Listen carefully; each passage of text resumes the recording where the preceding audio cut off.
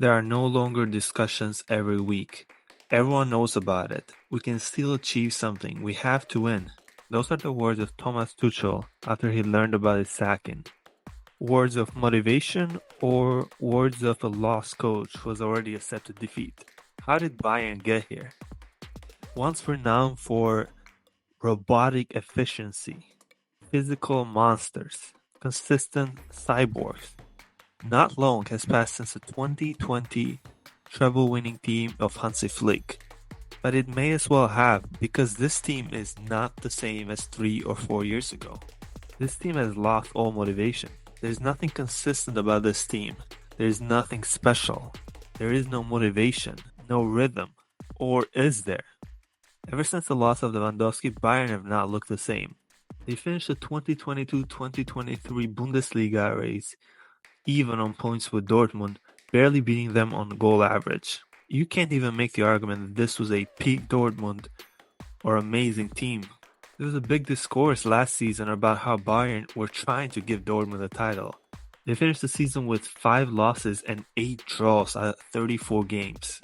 This was not a battle of giants. This was a battle of 2 average teams, struggling to the finish line, where one inevitably has to win. If it wasn't for Dortmund's battle gene and Musiala's clutch winning goal in the last game of the season, Bayern would have lost the Bundesliga title in the first year without Lewandowski.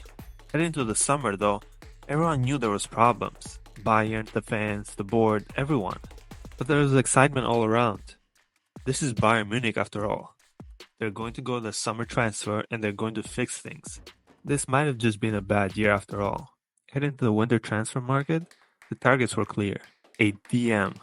After Paulinho's failed move from Fulham, Bayern once again needed to go to market to solve their issues and their fragile defense.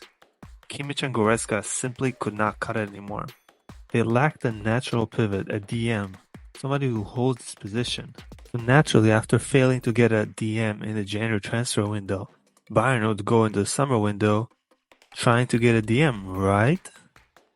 Well, no. What they did is spend 100 million on a striker and 50 million on a center back. Now, in hindsight, they're not necessarily bad signings.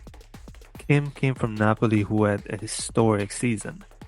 He was an amazing ball-playing center back, and with Upamecano doing his best impression of Phil Jones, you could see the need for him. However, even with Kim, the defense still is leaking massive amount of goals. There is reports Tuchel has fell off with Matthew de Ligt, another big money signing as center back, and with Mazraoui. So for all their big investment at the center back area, Bayern still have problems in defense. However, on the other side, Harry Kane does seem like a world-class signing. Albeit at 30 years old, you're not really gonna get any resale value out of him. Bayern knew this though. Harry Kane is their star man signing. The guy that's gonna lead them to the UCL, the replacement for Lewandowski.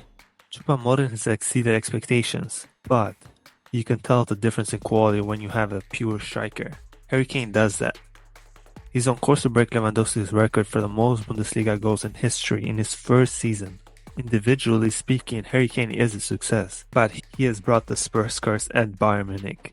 For the first time in 11 years, Bayern Munich can end the season trophyless, and nobody's gonna tell me that it's a coincidence and nothing to do with Kane.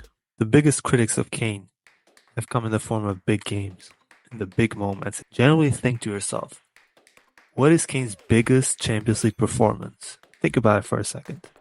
It's very hard to come up with one. Putting that in perspective changes the narrative a little bit.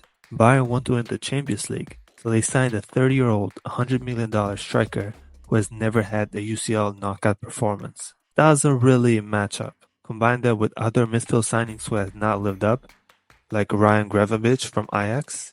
Bayern's midfield is in dire need of a rebuild. Kimmich has 1 year left on his contract, and judging by the recent games, yeah, he's not looking too happy. Reports are coming in that Manchester City, Barcelona are interested and do not rule out a Kimmich transfer out. So in conclusion, Bayern's defense has a lot of mistakes in them. The attack is solid, but unproven in the most important games. They have players like Leroy Sané, who can go not scoring for about 6 months. Musiala, who, albeit his generational talent, is still young. There are issues everywhere, and with around the 16 second leg coming up against Lazio 1-0 down, The pressure is going to be on Bayern. Lazio go into that game with nothing to lose. If Bayern let Lazio control the game, we'll be seeing some serious pressure from the fans in the stadium. Around the 16 knockout and trophyless in the league and League Cup might make for one of the worst seasons in Bayern's history, results-wise. But are they really that bad? Let's take a look at the competition in the league.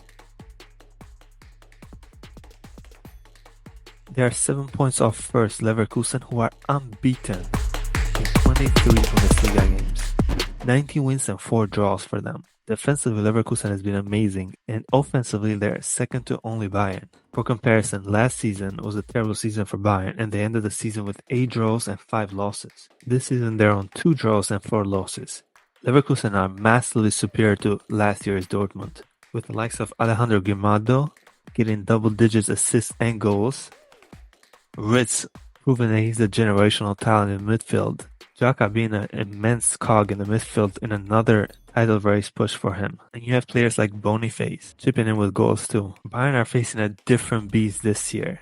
A consistent beast who play good football, attacking football, and who most of all beat them down in their own house, which was a psychological blow in the title race. Motivation is an all-time low for Bayern. With their coach already confirmed to be out, several players out the way. It seems like the league title is already wrapped up. And questions need to be asked, do Bayern players really care? After winning the league 11 times in a row, you have to wonder how much motivation they have to win this league. In the wise words of a certain United manager, every era comes to an end. 11 straight title wins will eventually result in lack of motivation and care.